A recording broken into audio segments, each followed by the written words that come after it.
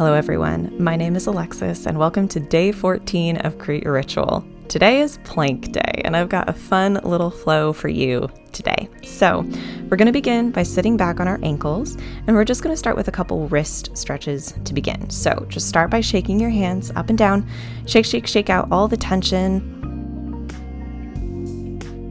Extend the right hand out in front of you and use the left hand to pull the fingers back towards your chest. And switch sides, left hand out in front of you, right hand pulls the fingers back. And then clasp the hands together and make figure eights. And then switch directions, give yourself a little mental workout here, switch the direction of your figure eight. It's gonna feel weird. And then give your hands one more shake. And we're gonna come into tabletop pose first. We're just gonna move through a couple cat-cows. So, like every other day in Create Your Ritual, set yourself up for success.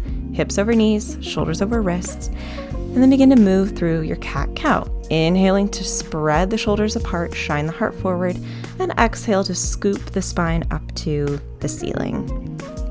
Moving through your breath, inhaling to open up, exhaling to round. Very nice.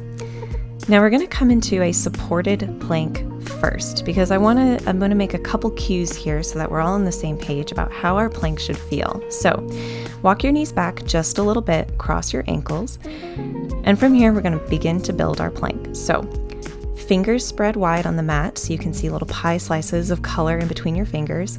Press through the palms, through the knuckles. Shoulders are over your wrists.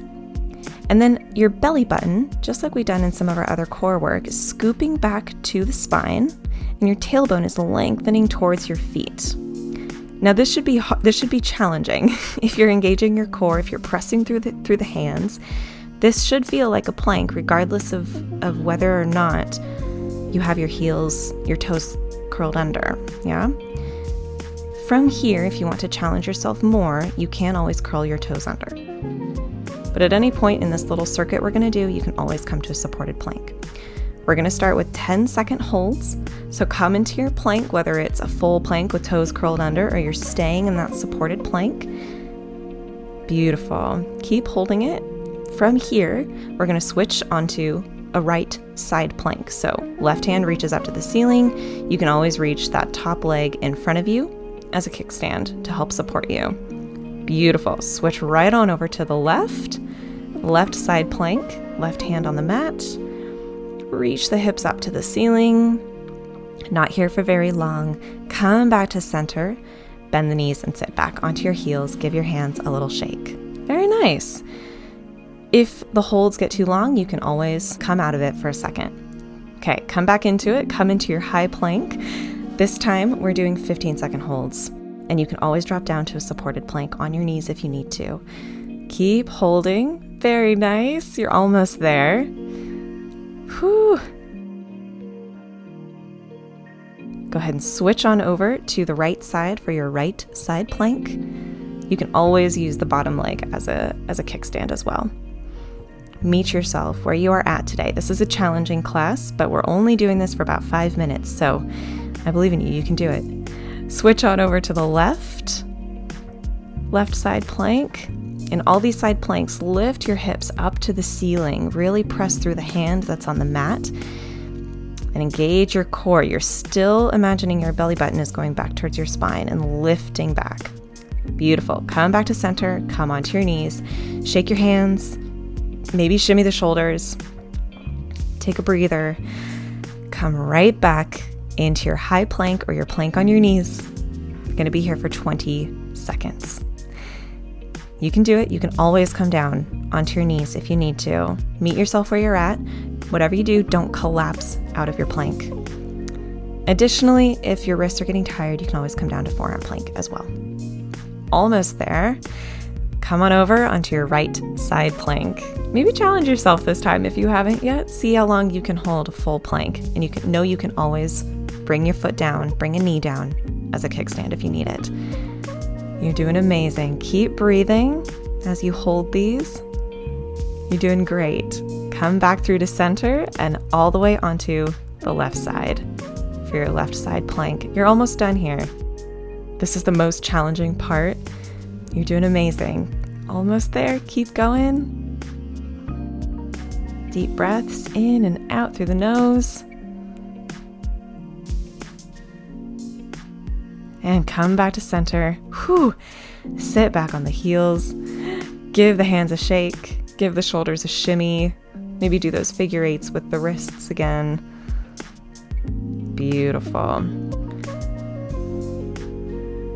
From here, we're going to come back into our high plank or your supported plank, and we're just going to begin to tap one hand to the opposite shoulder and back. So right hand to left shoulder and down, left hand to right shoulder and down. As you do these shoulder taps, you want to see how much movement you can minimize. So obviously you're going to move a little bit side to side, but you don't want to be flailing back and forth. Very nice. Come up down to sit on your bum. Shake out your hands as much as you need. Knees bent, feet planted, hands come behind you, and then just lift the hips. We're going to come into a reverse tabletop pose. You can throw your head back if that's comfortable for your neck, but don't prioritize it. I really want you to focus on lifting the hips up to the ceiling as much as you possibly can, pressing through the heels, pressing through the palms. Breathe.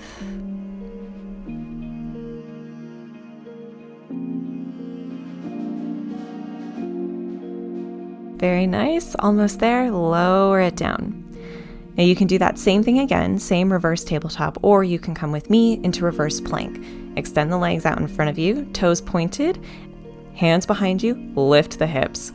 Press through the heels, press through the hands, lift the hips up to the ceiling, whether you're in reverse tabletop or reverse plank. Look up to the ceiling. Take a deep breath in. And exhale, lower it down. Beautiful. Well done. That was 7 minutes of really challenging plank work, and you did it. Come to take a seat. Today's class was the perfect example of how a little bit of work spread out over several days, over a long amount of time, over a good amount of time, is what will build strength and flexibility. Good things come over time. There's no such thing as a magic bullet. Most things that are worth having come with a little effort every day as opposed to big bursts of effort. So for today's meditation, come into your meditative seat, relax your shoulders away from your ears, close your eyes, and begin to breathe in and out through your nose.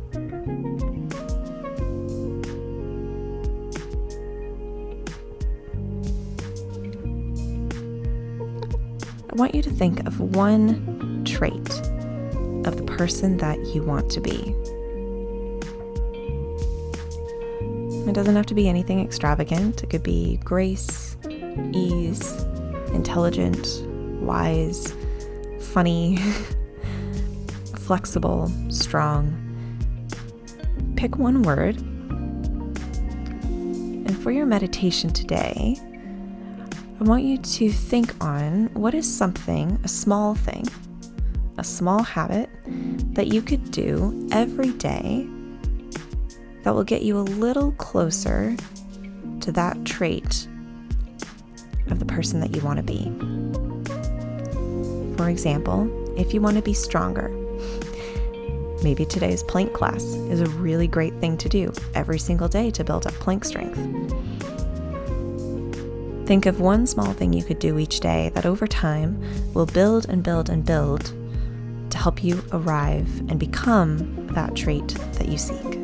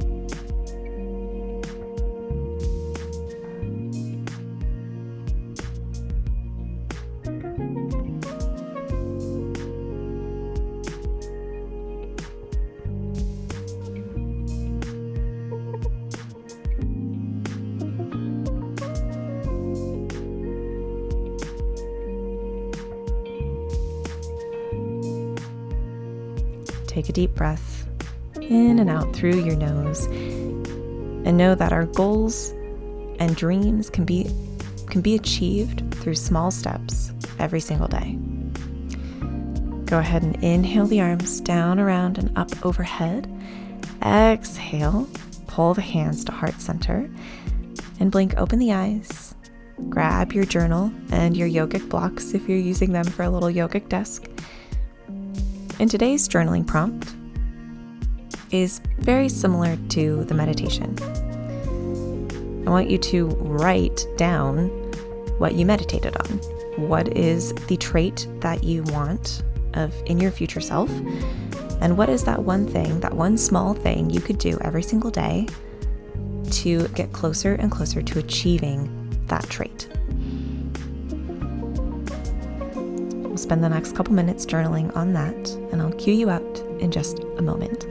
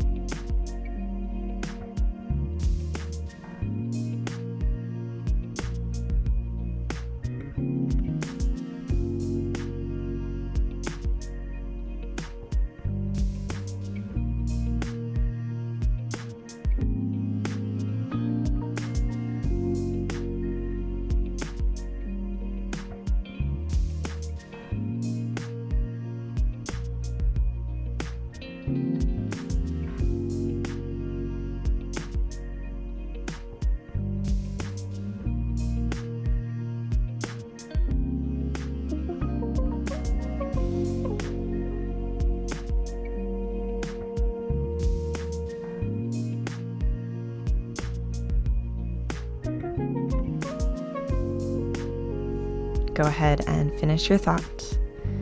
Set your journal aside. Know that you can come back to this journaling prompt whenever you want, and you can apply this technique to anything you want, any goal, any ability, any trait. Consistency by far beats out magic bullets. If you enjoyed this class, be sure to give it a thumbs up. Don't forget to subscribe, and be sure to come back because tomorrow is the last day of Create Your Ritual. I'm so excited to share it with you, and have a lovely rest of your day. Bye for now.